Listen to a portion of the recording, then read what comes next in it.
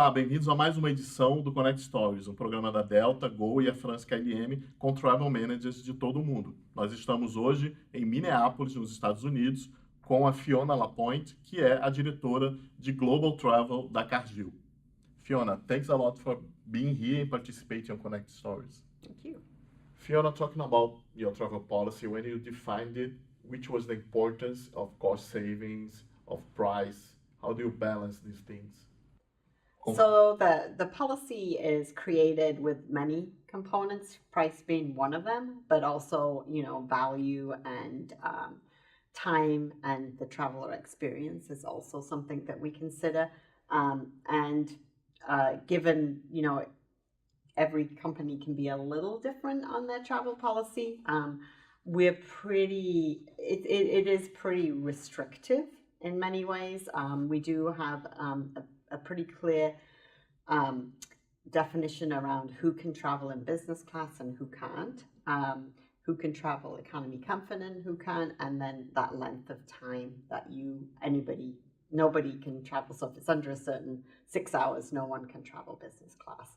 So that's on the air side. On the hotel and the other suppliers, it's more using our preferred suppliers and the benefits that you get by doing that.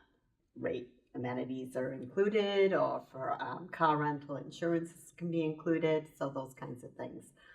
So it's a high level guidance to our travelers. And then we say to the business that they can be more restrictive, but the traveler needs to check with the business first.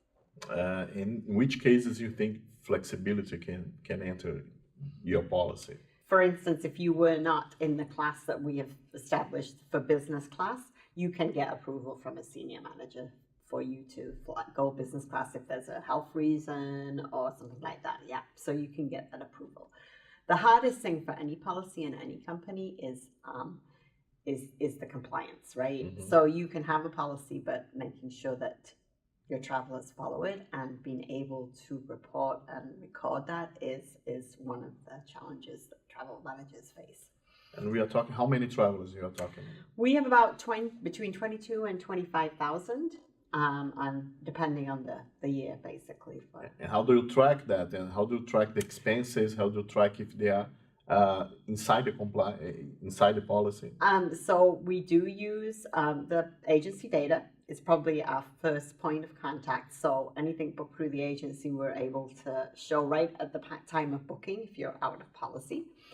And then we also, with the corporate credit card, we have some visibility there. So if you did not book through the agency, we're able then to look at reports through our corporate card agreement. However, there's going to be travel that doesn't fall on both of those. And we're in the process of implementing an expense system that could help support that. But we've only got it in a few countries right now. And what the problem that you don't have it globally? It's just a big implementation, okay. And it's more getting the right support of the expenses to the right place within our finance systems. That's the challenge. And all the travelers use the corporate credit card? We have it in 44 countries. Mm-hmm. We're in 72 countries, so okay. But in all our big spend countries, we do have American Express is our corporate card today. You talk about the policy being restrictive, but we also know that nowadays to travel is very stressful mm-hmm. for the passengers, for you that manages everything. How can you diminish that? Which tools can you use that can diminish the stress for you and for the traveler? Well, you've got to look at the whole journey, right? So, I mean, there's the booking experience. So, taking the planning, if people plan more, I think they could take a lot mm-hmm. of the stresses out. We've got apps available that really can help during the journey. So, any messaging, maybe they forgot that the hotel they have has a shuttle service that can get them at the airport. So that would remind them. So, there's a lot of, just the security process mm-hmm. can be stressful. There's not much that can be done, but there are some programs which we encourage if they're traveling a lot.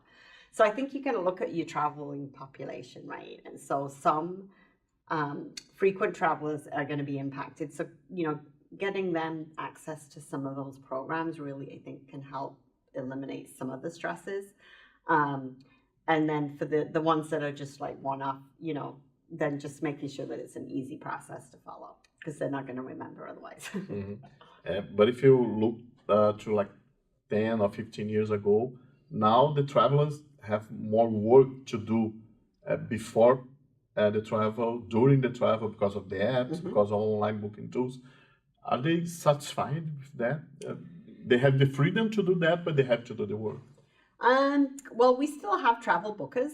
So for certain travelers, they would go with, even though we have booking tools, it's not the traveler always the one that's making the travel arrangement. So we still have in our company quite a few travel bookers that would book for that traveler. So, and to be honest, we have travelers that really, they like to be the travel agent, and they let us know when they find something better than we can get through our agency. So you're kind of in this little catch-22, because they work for the company and they want to save money too. So you have this engagement of the travelers too. That's important. I mean, we try. That's probably one of the hardest things, is the communication aspect. And especially what's nice with the booking tools is you can do more messaging on the tools that we use. But, at the point of sale, where we struggle the most probably is in our countries we don't have a booking tool, getting messaging out. So. And during some crisis or during some natural disaster, you can also communicate with them very quickly. Yeah, we just actually launched a safe travel policy and training that all our travelers are expected to go through. It's been assigned, and through our compliance and policy committees will monitor that.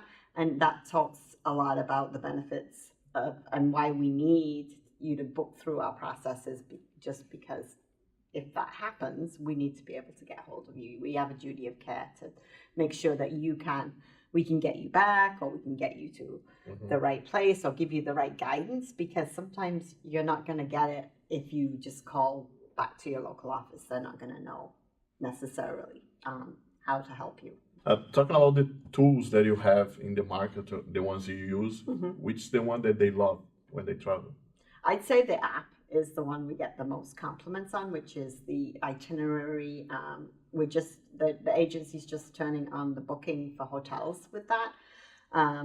But that's one where we've got the most positive feedback from. And what about the one that helped you save cost a lot? So, I mean, the booking tools do help with that to a certain extent. You can definitely kind of preference and push your travelers to those select suppliers or preferred suppliers, and then obviously that helps with negotiations. So that's probably one of the ones. The other ones, we've done some internal technology that helps support reporting to businesses so that they know who's traveling before they have taken the trip, and definitely think that's been a good way for just to make sure that trip should occur. You have a great volume of travel. How do you negotiate with the suppliers? You leave that to the TMC, or you are involved on that? So we are involved in all of the negotiations. We would have consultancy support, but we do make those final decisions and build that relationship with the suppliers. We feel like we get the better pricing by doing it that way. And you have a global program for preferred suppliers? Yes. For hotels, airlines, rental car? Yeah. That's the three big ones that we have, and a payment solution too. Having your headquarters here in Minneapolis, the airport helps, the connections help, or do you have any problems with that? Not really. I mean, we have, that is a really good airport, and they do a really good job of staying open. And we very rarely have delays or closed, but at times they do. I mean, we have direct flights to Europe, but we do have to connect to many of our locations in Asia and Latin America. But Talking about Latin America, how do you see the business travel market there? in Latin America, so I mean, it's definitely it's a focus markets for us. You know, Brazil's a very strong country. I mean, they're about 60% of our spend in Latin America is from Brazil. That's kind of where our headquarters is for Latin America. But we're seeing growth in some of the other countries too because of the business that we're in. We have like many independent hotels. Is a problem for you, for example? I have to give credit to our regional account manager. She's done a really good job of working with the hotels in the market that work and getting the right ones for the types of travelers that we have. So some, maybe they are independent, and we work with our agency. We're trying to get it so that they can be booked via the app that they have. That's one of the challenges, is that the booking process. But she's done a good job of having relationships with those hotels that we can utilize. Maybe I could ask you a question about cost and efficiency and the goals of the company, and you say in general, probably. Yeah. Sometimes cost is not the most important thing, right, because if the airline is not on time, right, you lose it. It's that it's minimizing as much as possible that as Delta would say, or goal, irregular operation, right? So if you think about the traveler's journey, what you want to be with suppliers where it makes sense that they will have the least opportunity to have an irregular something that they haven't planned for happen. And so, Delta's got a very good on-time record, so that's going to be something that I think our travelers are going to look at, when they're making, where the airport location is, like where you re-enter for the US, where you may re-enter can be important, because that can take time, going through immigration, things like that. So I'd say the only thing that I think all airlines need to work on is, it's great that you offer Wi-Fi, but the Wi-Fi isn't that great. So, that's one thing. If we are wanting our travelers to work while they're flying, then, we need to be able to give them the tools to do that. To have a good connection. Yeah. Okay. If you offer it. If you don't offer it, then you prepare that way, right? But when you think you're going to be able to use it and then you can't, then that's frustrating. So Fiona, thanks a lot for the interview. It was very nice to hear from you and to know Cargill headquarters here in Minneapolis. Thank you. Thank you.